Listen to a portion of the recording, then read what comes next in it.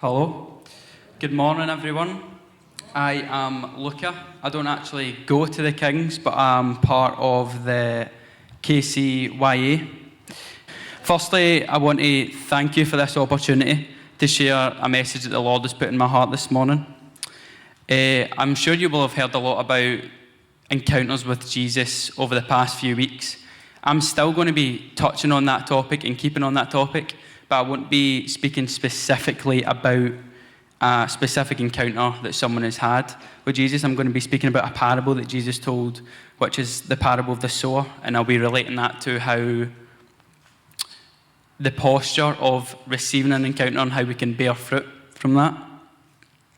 So if you've got your Bible with you this morning, I ask you to open up to Matthew chapters 13.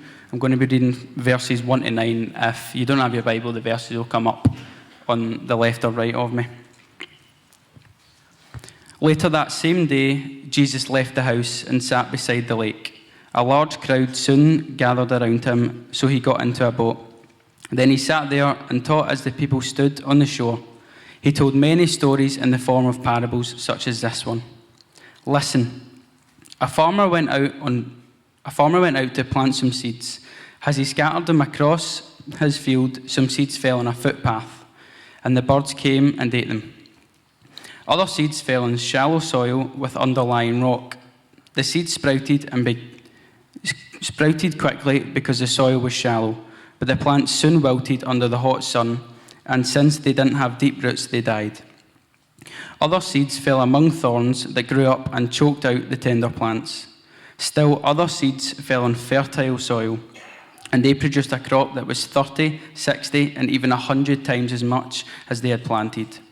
Anyone with ears to hear should listen and understand. So I don't have enough time today to go through. I know there's more to that parable where Jesus goes on to explain it, but I don't actually have time to go through that with you this morning. I will be referring to that when I'm sort of going through each verse. I'm just going to start in verse 4 here. It says, as he scattered them across his fields, some seeds fell on the footpath, and the birds came and ate them. So Jesus actually states later on in verse 19, this verse is more talking about the non-believers, and it's more talking about the people that don't actually know Jesus from themselves. Those who hear the message about the kingdom of God and Jesus' death and resurrection, but they sort of struggle to understand. And it's more talking about the distractions that people might be hearing this message, but there's things that are distracting them, that are pulling them away from this message. Now, if that is you this morning, and you're not a believer, I do encourage you to ask questions and to be curious, because I guarantee that it will be the best decision you ever make in your life. If something I say this morning, something Shona says, or anything in this service has touched you, then I encourage you to grab someone around you, ask for prayer, even go to the prayer place and ask for prayer, because that will be what a decision that will be. I'm going to quickly move on to verse 5 to 6. And it says here, other seeds fell in shallow soil with underlying rock. The seeds sprouted quickly because the soil was shallow, but the plants soon wilted under the hot sun, and since they didn't have deep roots, they died. So the shallow soil here is talking about, as Jesus states later on in the passage again, representing people who, yes, they do have faith, but it is more of a shallow faith. It doesn't have much depth to it. When these seeds are planted or an encounter is received from this sort of faith, it doesn't really bear much fruit. It's you maybe get what's called a spiritual high for a couple of days after it or a couple of weeks after it, but because there's no real depth and no real personal relationship with Jesus there, not much fruit can be bared from that. Due to the lack of depth and not being firmly rooted in your faith, these things are more difficult to overcome.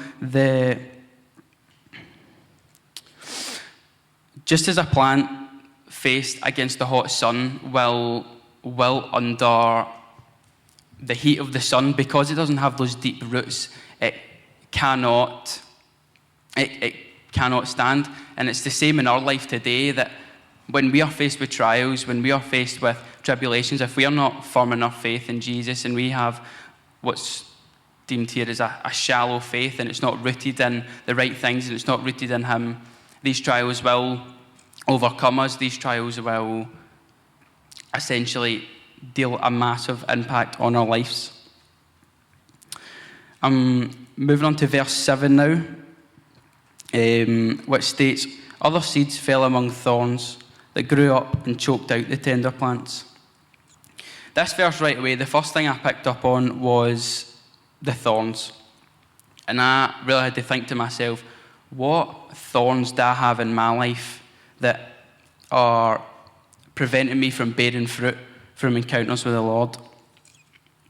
And one thorn in my life that I've had is definitely, I've went through quite a good bit of change in my life over the past, since after school finished. So I've just finished 6th year, and I went from a pretty easy 6th year, only doing 2 subjects, having absolutely nothing to do, to going to basically a full-time job, which that's definitely took its toll on me.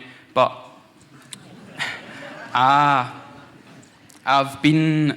the Lord has been teaching me over these past, just beginning this job, that yes, it is good to work hard. Yes, it is good to,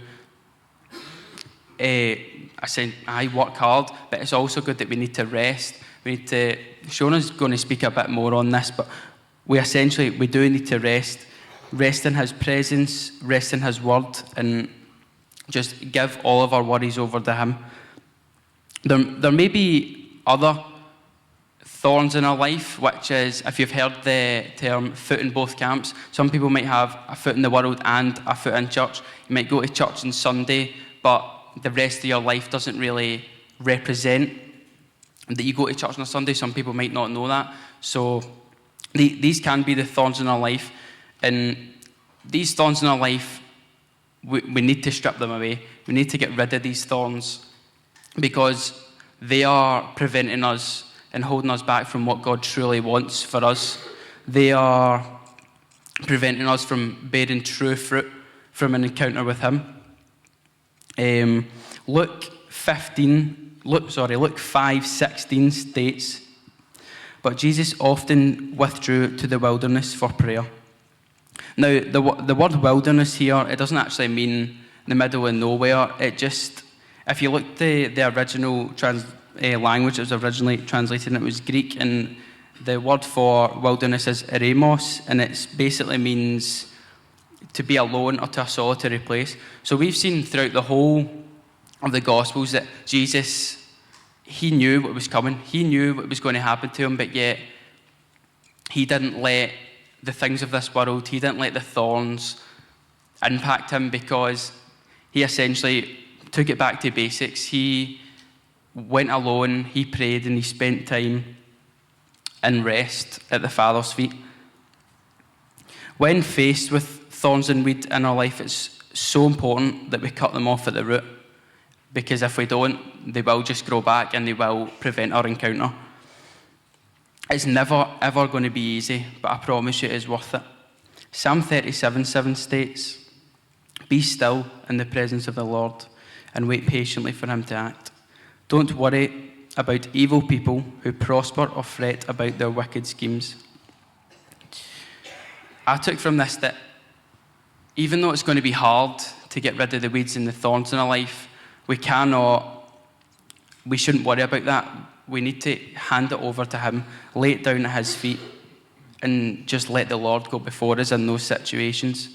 It will require boldness. We can't just sit back and expect it all to fall into place. We will need to take action in that, but I promise you that when we do take boldness and when we are uncomfortable in our faith, it will lead to growth, and it will lead to a lot more fruit bearing from our encounters.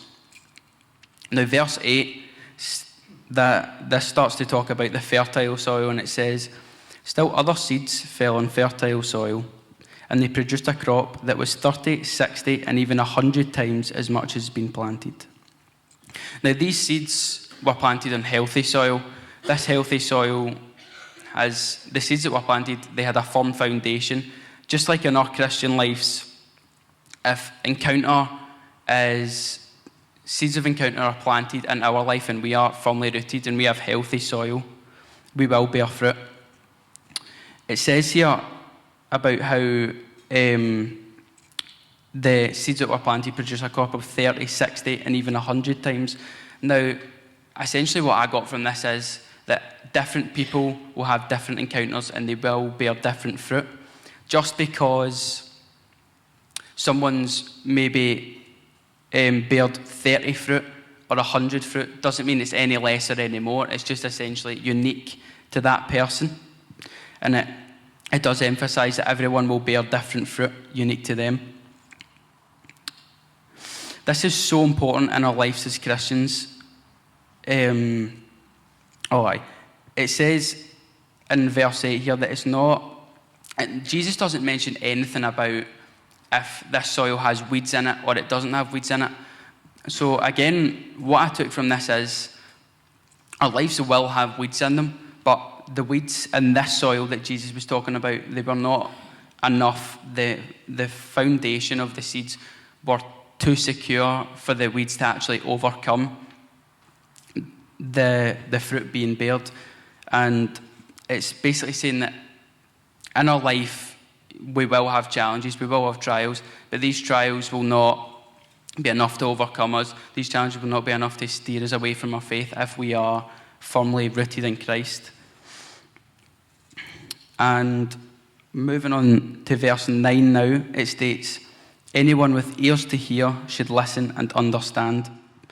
Now, the same way that the people all those years ago were listening to Jesus tell this parable could receive an encounter is the same way that everyone in this room here can today. If you have ears to hear, listen.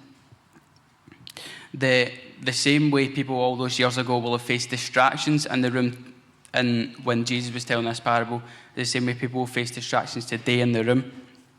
And it's our job not to let those distractions get in our heads, and it's our job to truly focus on what God is trying to tell us here, because ultimately God is a God of peace. God is a God of order.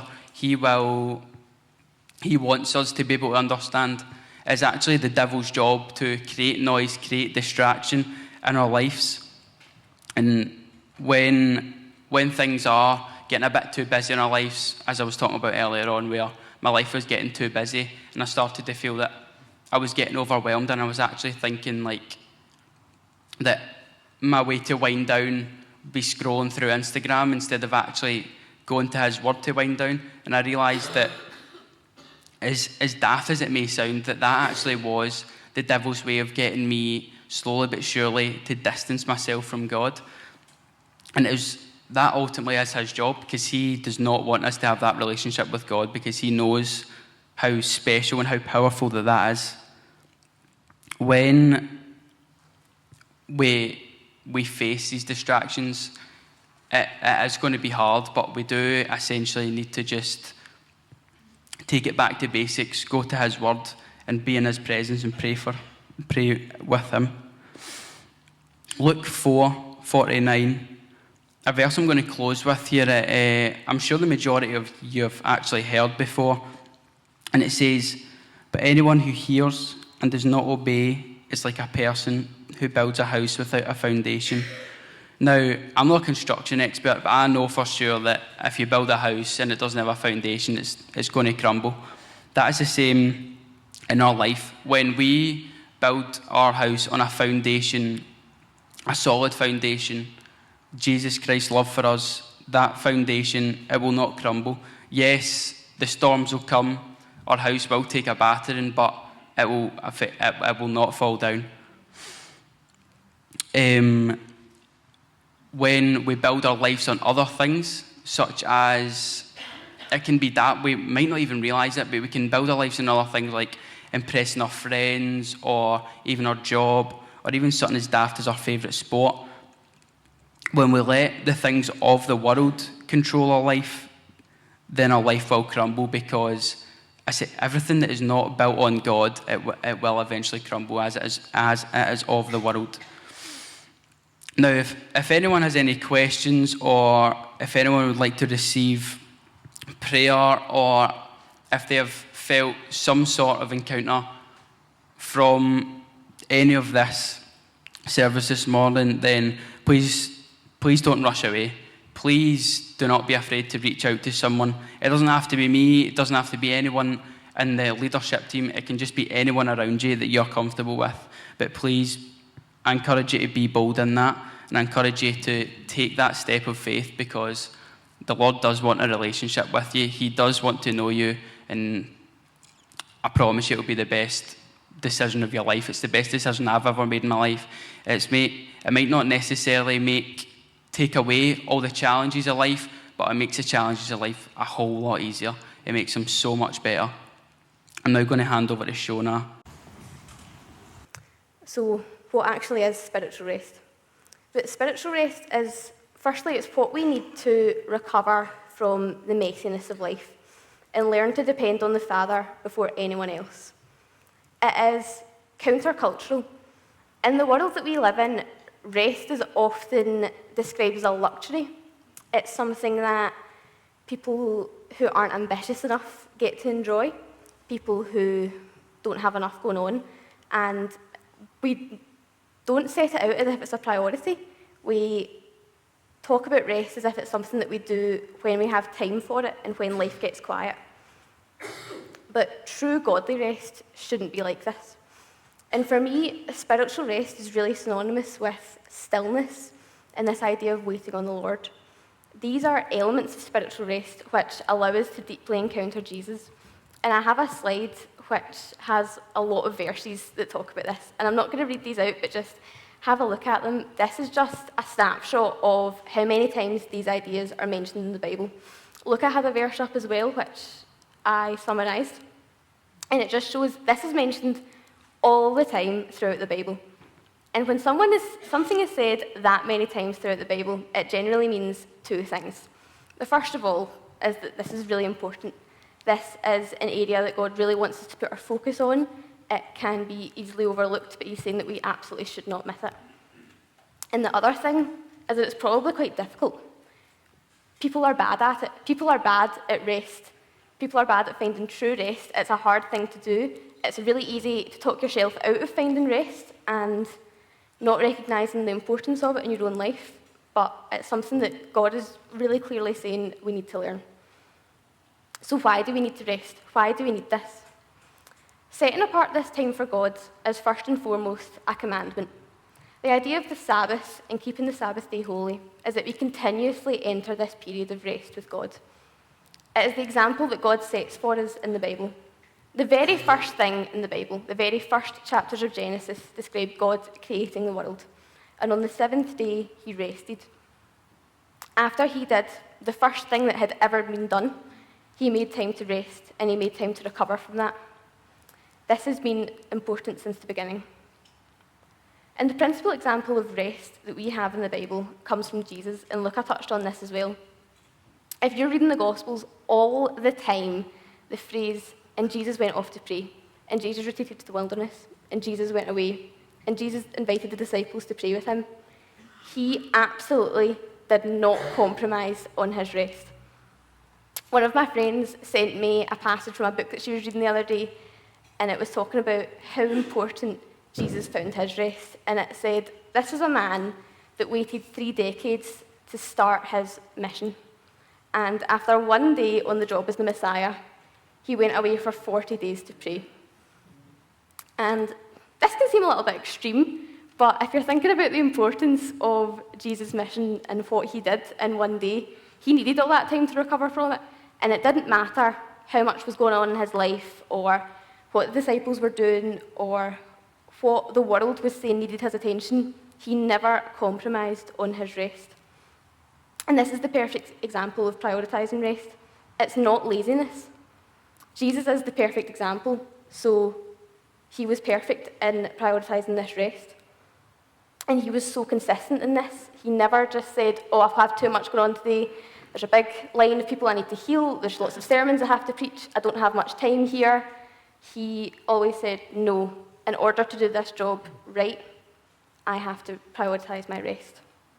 And this is highlighted in Hebrews, the importance of godly rest. In Hebrews chapter 4, it says, "There remains then a Sabbath rest for the people of God. For anyone who enters God's rest also rests from their works, as God did from his. Let us therefore make every effort to enter that rest." We need to make every effort to enter this rest because it's not easy. It is not something that we feel like is important enough to spend time doing. The times we most need to rest are the times we feel less able to rest, when we have a massive to-do list, when we have deadlines, when our house is a mess, when we have uni work to do. And when we would benefit most from this rest, we just can't justify it to ourselves. But when we need that rest most, God is there to tell us. And when we were preparing for this, Luca and I realised that this was a common experience shared between us and also a lot of people our age. So, as Luca said, we've both just left high school, and that means that life has got a lot more complicated for us in a lot of ways, particularly because, and Luca and I are definitely both guilty of this, sixth year was an absolute skive. We did not do much, apart from house competitions and the odd, essay for a subject. It was mostly the house competitions that we felt were important. But God really put on both of our hearts that moving into this next stage of life, we had to learn to rest. And it wasn't just that we had to make time for it, we had to learn how to do it, because we didn't know. This isn't something that you just know how to do. You need to go to the Father and let him teach you, because it's hard. It is, and it's so ironic that it's hard, because you think rest and relaxation should be the easiest thing in the world, but it's so, so difficult.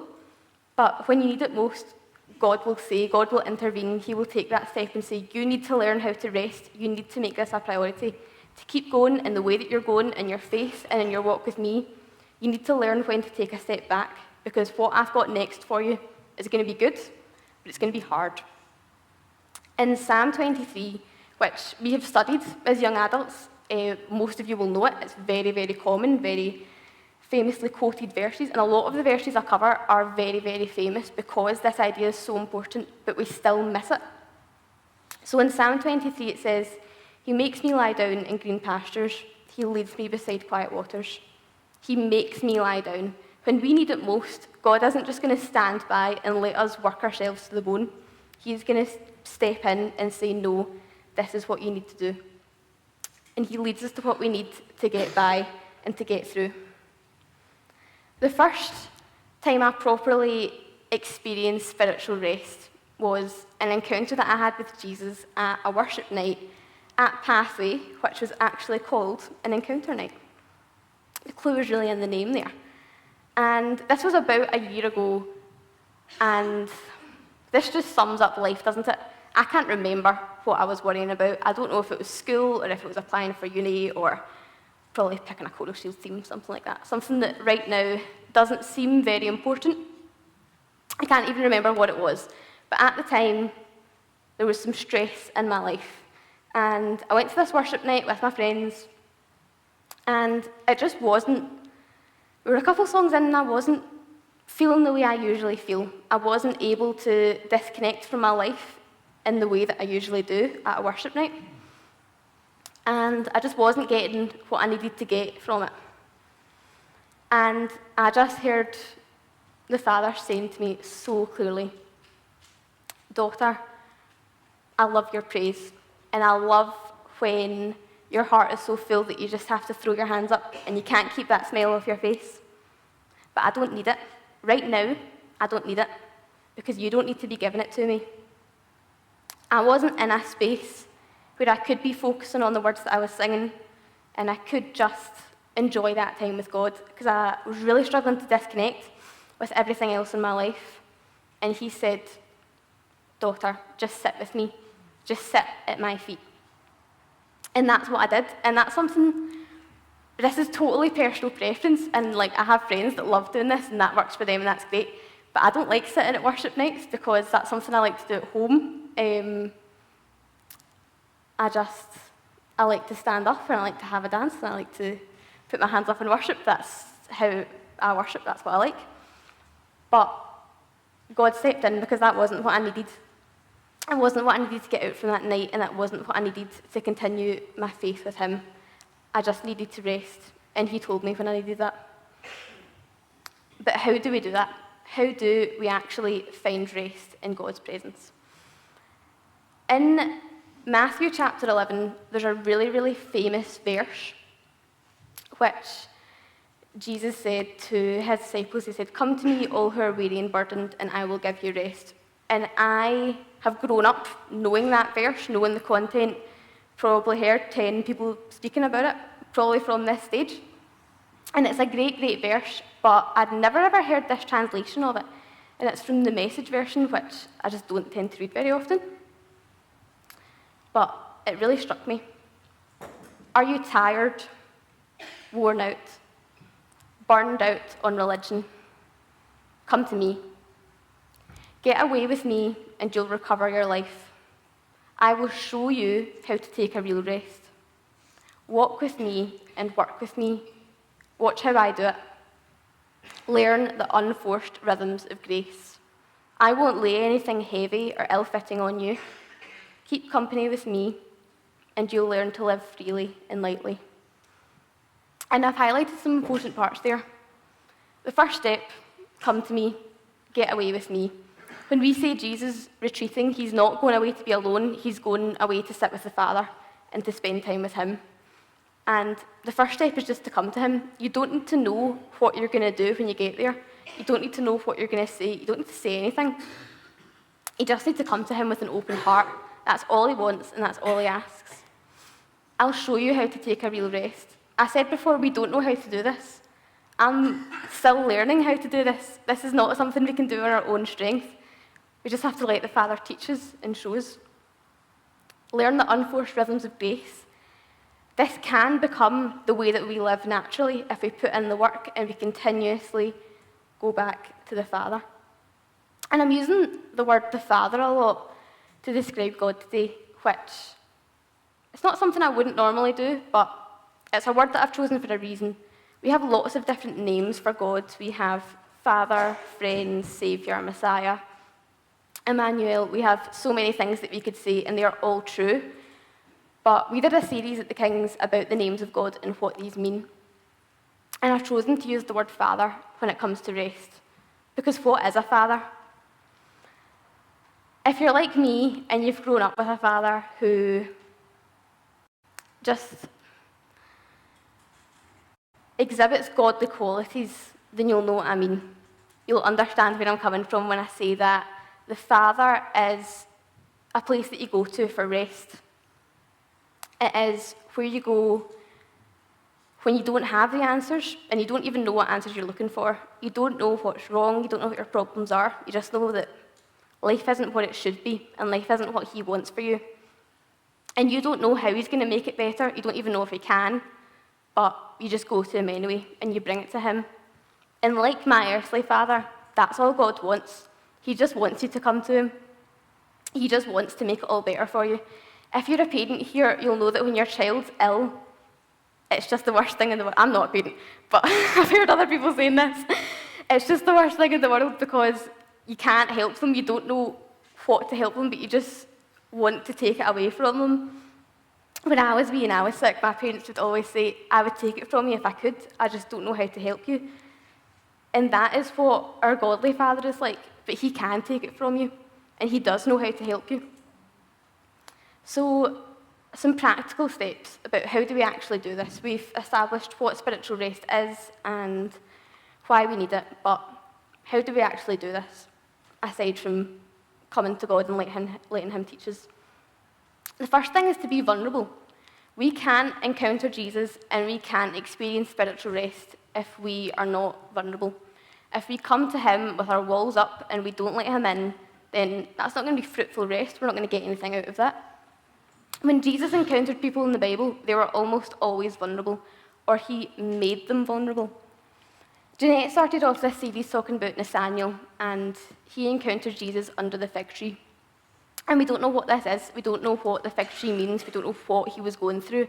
But it's pretty clear that this was a vulnerable time for him, and this was where he just really needed to experience Jesus. When Jesus met the woman at the well, he made her vulnerable by telling her that he knew everything that she was and she is and she had done, and that he loved her anyway. And the next thing we have to do is be consistent. And this is where we really have to follow Jesus' example. And this is the definition of easier said than done. When life is easy and it's simple, we can make time for rest, but when we need it and when we're busy and we're struggling, it's so much harder. But you just have to do it. You just have to take that risk and say, you know what, in an hour's time, my house will still be a mess, my work won't be done, I won't have done all this reading for uni, but I will have spent some time with Jesus.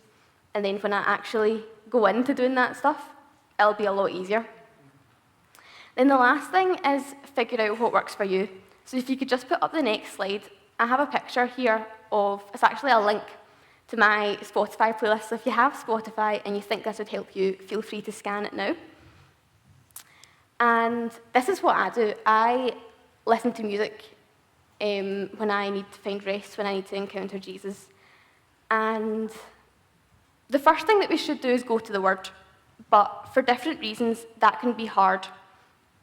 For me particularly, I love to read. I love reading the Bible. I read for pleasure all the time.